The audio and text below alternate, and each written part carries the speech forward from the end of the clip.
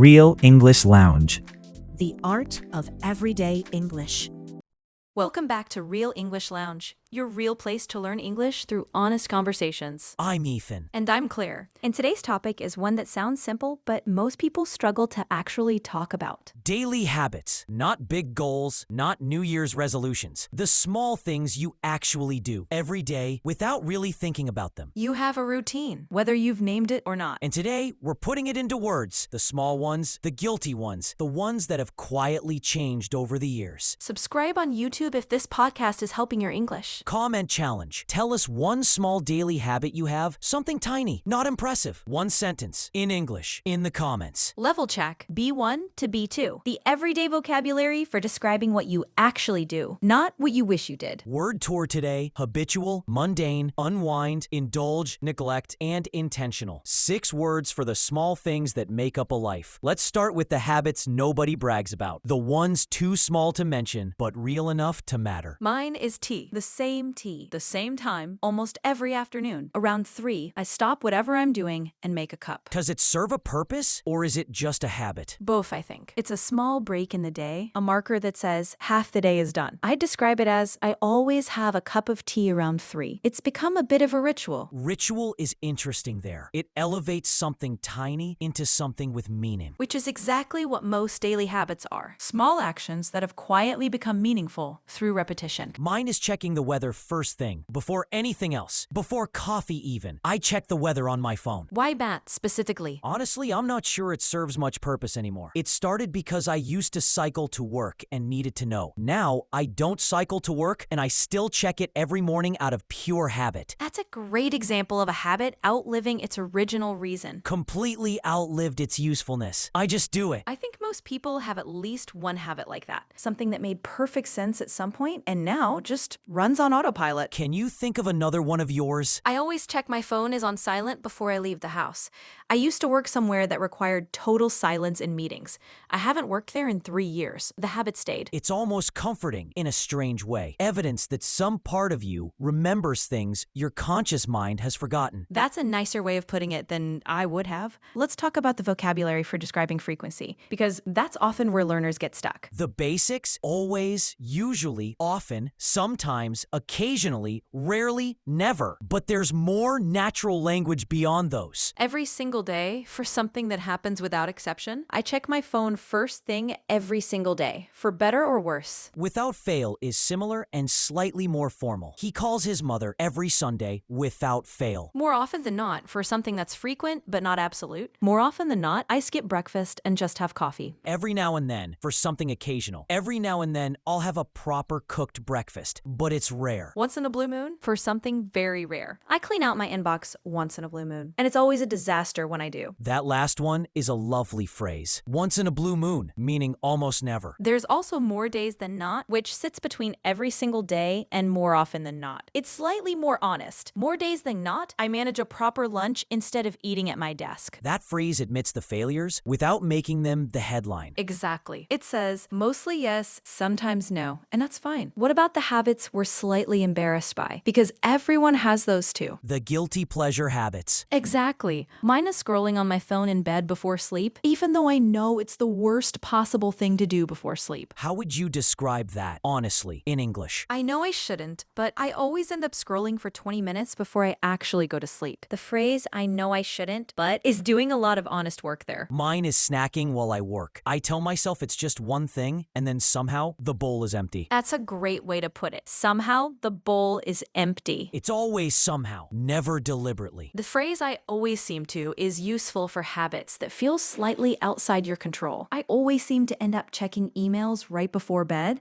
even though I know it winds me up rather than down. Winds me up rather than down is a lovely contrast, using wind up and wind down in the same sentence. And there's one more, without realizing it. I'll I'll have eaten the whole packet without realizing it. That phrase removes the intention entirely. It's not that you decided to do something excessive. It just happened somehow while your attention was elsewhere. Which is often exactly what it feels like. It is. Most guilty habits aren't dramatic decisions. They're small drifts that you only notice once they've already happened. Let's talk about the habits that are genuinely good, the ones people actually want to hear about. Without sounding like we're showing off. Right. The trick is describing them plainly. I go for a short walk after lunch most days. Not a big deal, just a habit. I try to read for 20 minutes before bed instead of looking at a screen. Some nights it works, some nights it doesn't. That qualifier, some nights it works, some nights it doesn't, makes it sound honest rather than like a humble brag. Which is the goal. Nobody wants to hear someone describe their habits as if they're perfect at them. I've started writing down 3 things at the end of the day. Nothing fancy, just 3 lines. Most days I remember. Some days I forget completely. Most days, some days, that pattern is doing a lot of honest work across several of these examples. Because that's what habits actually are. Mostly consistent, occasionally abandoned, rarely perfect. There's also the phrase, I try to make a point of, which works well for something you're actively choosing rather than something that just happens. I try to make a point of calling my parents on Sundays, even when I'm busy. That phrase signals effort without claiming perfection. Right. It says, this requires me to choose it, and I usually do. Let's talk about habits that have changed over time, because that's a different kind of conversation. Used to versus now. I used to skip breakfast entirely. Now I always have something, even if it's small. What changed? I noticed I was much sharper in the mornings when I ate something. Simple as that. The habit changed because the evidence changed. I used to check my phone the second I woke up. I've gradually moved that to after I've gotten dressed. Gradually is the right word there. It wasn't a single decision. It was a slow shift. Most habit changes are gradual, not dramatic. Nobody wakes up one day a completely different person. Which is honestly more useful to know than any motivational quote about habits. I think people underestimate how long these shifts actually take. The phone thing took me about a year to fully settle into. A year for one small change? A year for it to stop feeling like an effort. It changed within weeks. It stopped requiring willpower after about a year. That distinction matters. Changed quickly, but became natural slowly. Those are 2 very different timelines, and most people only talk about the first one. Is there a habit you've tried to change and just couldn't? Biting my nails when I'm concentrating? I've tried for years. It comes back the moment I stop paying attention to it. So some habits resist the same gradual process that works for others. It seems that way. The ones tied to stress or focus seem stickier than the ones tied to convenience,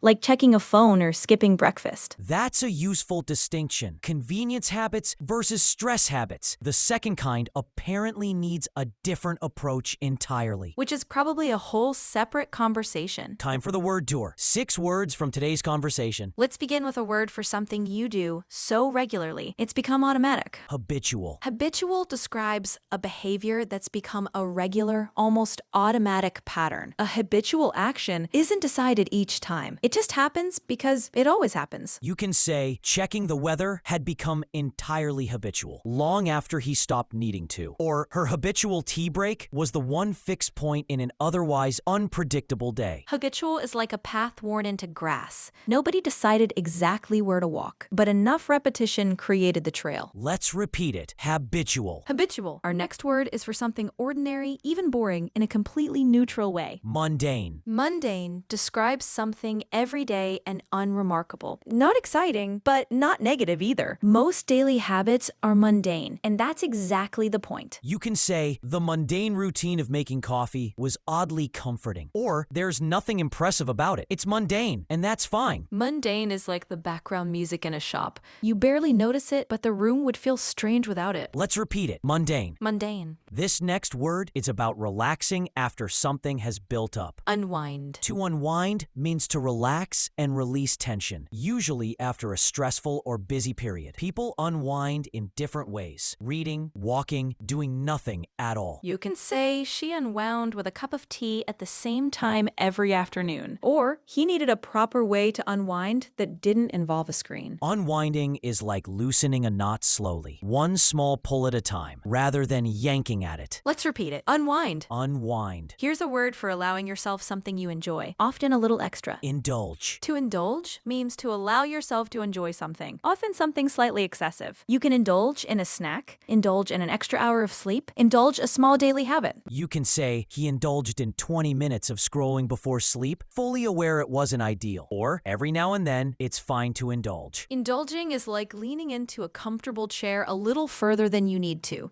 You know you could sit up straighter, but right now you don't want to. Let's repeat it. Indulge. Indulge. This next word is about not giving something the attention it actually needs. Neglect. To neglect something means to fail to give it proper care or attention. People neglect habits that used to matter to them. Exercise, reading, calling someone they care about. You can say he'd neglected the morning walk for weeks without quite noticing. Or it's easy to neglect the habits that don't have an obvious deadline. Neglecting something is like a plant that doesn't wilt immediately when you forget to water it. The damage is real. It's just slow and quiet. Let's repeat it. Neglect. Neglect. Our last word is about doing something on purpose, with awareness rather than by accident. Intentional. Intentional means done deliberately, with conscious purpose. An intentional habit is one you've chosen, not one that simply happened to you over time. You can say she made reading before bed an intentional choice, not just something she fell into. Or the change wasn't dramatic, but it was intentional. Being intentional is like steering a boat, rather than letting the current decide where you end up. You might arrive somewhere similar, but you chose the direction. Let's repeat it. Intentional. Intentional, that's the word tour. Habitual, mundane, unwind, indulge, neglect, intentional. 6 words for the small, unremarkable things that quietly make up most of a life. Let's close. You have a routine, whether you've named it or not. The tea at 3,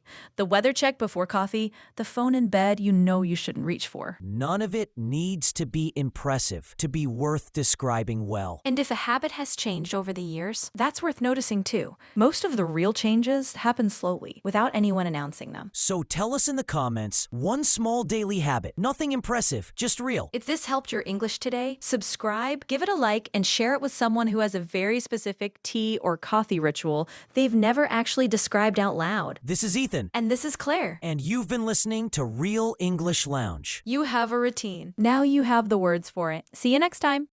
Your English journey doesn't end here. Keep listening, keep learning, and keep speaking. Choose your next conversation. We'll see you in the next episode of Real English Lounge.